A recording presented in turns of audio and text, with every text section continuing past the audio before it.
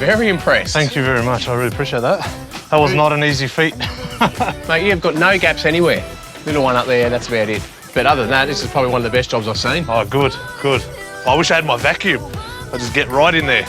But maybe later. George's impeccable insulation job will come as no surprise to his mates watching at home. You see, Georgie has a bit of a problem. George has a serious problem where if any grass blade is not even, he gets out his tape measure, he gets his scissors.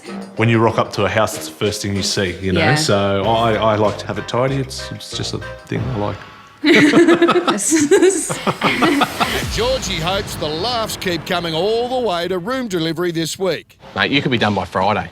I hope Early so, mate. Saturday. I hope so, mate. If you get the spray gun, I reckon you'll be done by Friday night. Yeah, trust me, I've done an all-nighter painting and it's not easy. It's not easy. So that's why we're pushing. We're trying to just stay on progress. 20 minutes later. George has done one of the best jobs of insulating right here.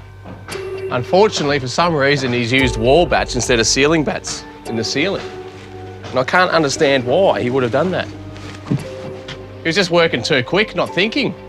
We'll have to get him in. I think he's out here. Unfortunately, we put the wrong insulation. Therefore, he wanted me to pull half of it down and double it up around the corners of the roof. Double up your 90s, which gives us R5.4, which is okay. All right. Then when we can get up and later on, we'll put the R6s where they need to go. All right. All right, no worries.